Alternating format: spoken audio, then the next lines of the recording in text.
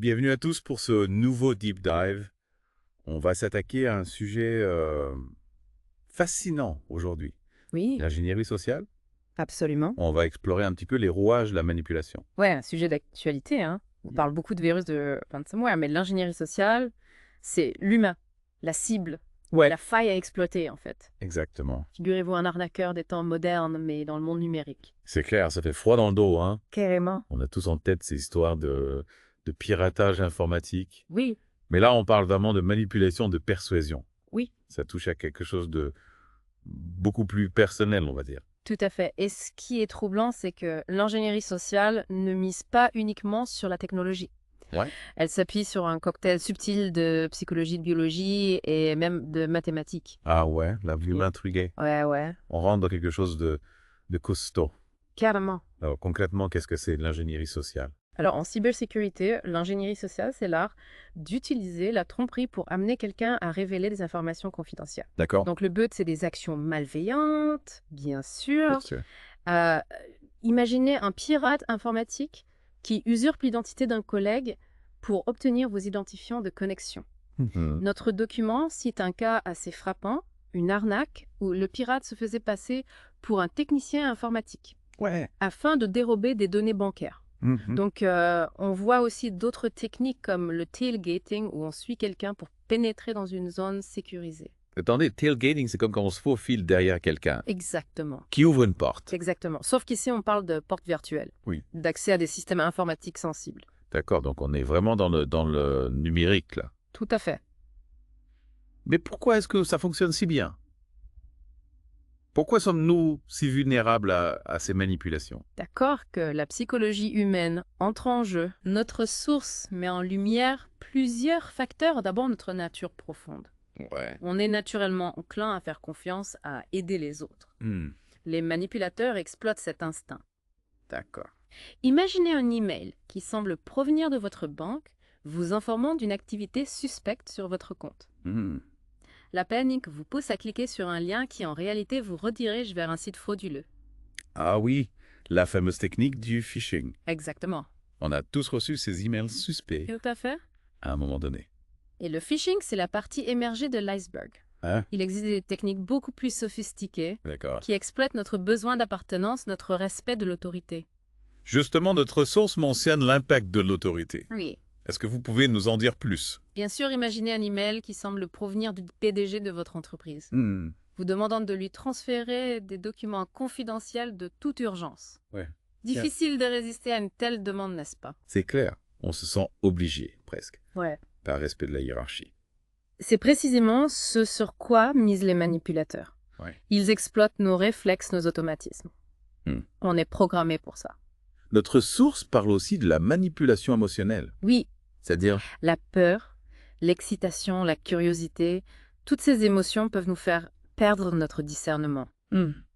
Prenez l'exemple des arnaques à la loterie. ouais. On vous annonce que vous avez gagné une grosse somme d'argent. Hmm. Vous êtes tellement euphorique que vous donnez vos coordonnées bancaires sans réfléchir. Ah ouais, c'est fou Ouais, de voir comment on peut utiliser nos émotions contre nous. tout à fait. Et si on n'est pas au courant de ces techniques, Mhm. on est encore plus vulnérable, c'est Mhm. ça? Absolument. Le manque de connaissances, c'est la porte ouverte à la manipulation. D'accord. Si vous ignorez comment repérer une fausse adresse email, Hmm. vous risquez de tomber dans le panneau. Bon, on comprend mieux pourquoi l'ingénierie sociale est si efficace. Ouais. Mais comment est-ce qu'une attaque se déroule concrètement? Alors, Y a-t-il un mode opératoire type? Oui, il y a souvent des étapes clés. Tout d'abord, la préparation et la recherche. Hmm. Les attaquants étudient leurs victimes, leurs habitudes, leurs réseaux sociaux. Ils imitent des entreprises légitimes, utilisent le jargon adéquat pour paraître crédibles. D'accord. Par exemple, ils peuvent créer une fausse page web qui ressemble à s'y méprendre à celle de votre banque. Ils font leur devoir en quelque sorte. Tout à fait. Ils ne laissent rien au hasard. Exactement. Ensuite, il y a la phase de mise en confiance. Hmm. Un bon attaquant est convaincant. Il sait comment créer un lien avec sa victime. Ouais. Il ne faut pas se précipiter, sinon on risque d'éveiller les soupçons. C'est un jeu subtil, un savant mélange de psychologie et de manipulation, là. Tout à fait. Et pour finir, il faut que l'attaque soit plausible, réaliste. D'accord? Les meilleures attaques passent inaperçues parce qu'elles exploitent des scénarios crédibles. On se retrouve face à une situation qui nous semble tout à fait normale. Voilà. Et on tombe dans le panneau. Exactement. Alors, comment se protéger face à ça? Alors, la première étape, c'est la sensibilisation. Oui. Savoir que ces dangers existent, c'est déjà un grand pas. D'accord.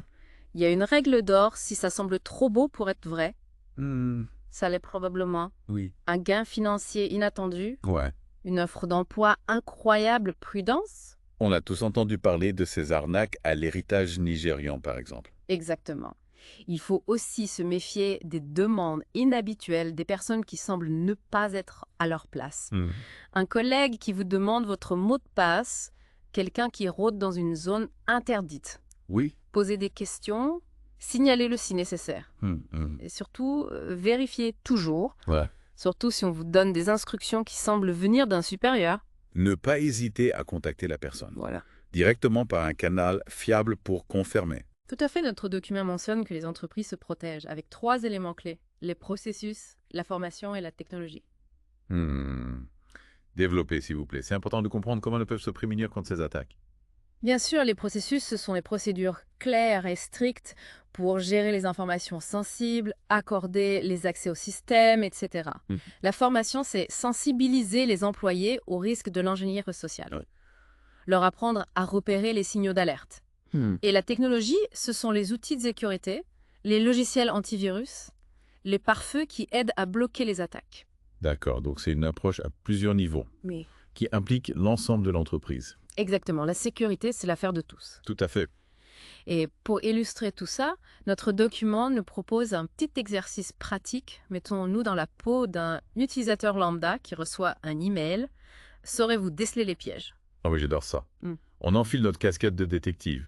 Ouais. On traque les indices. Ouais. C'est parti. Parfait. Imaginez que vous recevez un email qui semble provenir de Facebook. On va le décortiquer ensemble. Je suis prêt, dites-moi tout. L'email provient de connexion au compte Facebook. L'objet est activité du compte et la date est le 15 janvier 2020. Attendez une minute, la date c'est louche. On est en 2025, un email qui date d'il y a 5 ans. Oui, Ça sent le roussi. bravo, vous avez l'œil. C'est le premier indice. Continuons. L'email commence par cher utilisateur. Moop, très personnalisé, tout ça un peu froid et distant pour Facebook, non? Exactement. On sent déjà que quelque chose cloche. Je vous lis la suite. L'équipe de sécurité de Facebook a remarqué une activité inhabituelle sur votre compte. Ce dernier a pu être compromis. Veuillez vous connecter ici pour mettre à jour vos paramètres de sécurité et empêcher tout accès non autorisé à votre compte. Classique, le bon vieux message alarmiste, qui joue sur la peur de perdre l'accès à son compte. Et bien sûr, on vous incite à cliquer sur un lien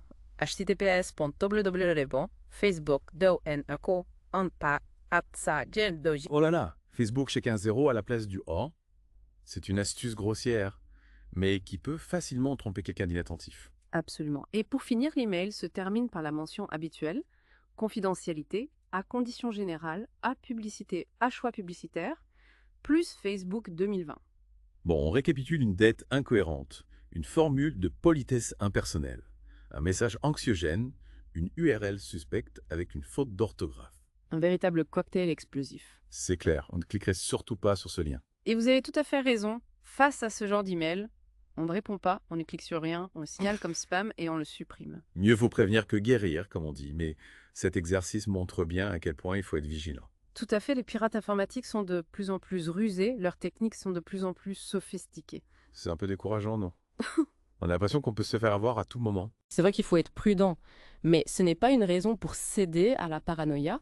En connaissant les techniques d'ingénierie sociale, en étant attentif aux signaux d'alerte, on diminue considérablement les risques. C'est rassurant, mais est-ce que les entreprises peuvent vraiment se protéger contre ces attaques? On a parlé des processus de la formation de la technologie.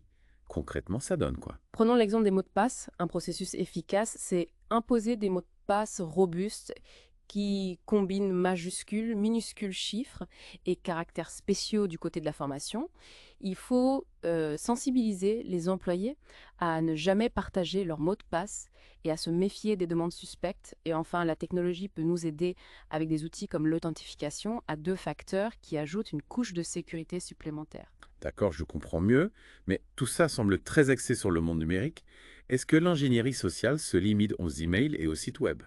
Pas du tout. N'oublions pas que l'ingénierie sociale, c'est avant tout l'exploitation de la faille humaine. Et ça peut se produire n'importe où, même en face à face. Ah oui, c'est vrai, on peut aussi se faire manipuler au téléphone dans la rue. Exactement. Pensez au tailgating, donc on a parlé plus tôt. Quelqu'un qui vous suit pour entrer dans un immeuble sécurisé en profitant d'un moment d'inattention. C'est une technique d'ingénierie sociale très efficace. Et on se laisse facilement prendre au piège par politesse, par peur de paraître méfiant. Tout à fait. Et il y a aussi toutes ces arnaques au téléphone, ces faux démarcheurs, qui essaient de vous soutirer des informations personnelles en se faisant passer pour des organismes officiels. D'ailleurs, en parlant d'arnaque, notre document mentionne un exemple assez étonnant, le quid pro quo. Vous pouvez nous en dire plus?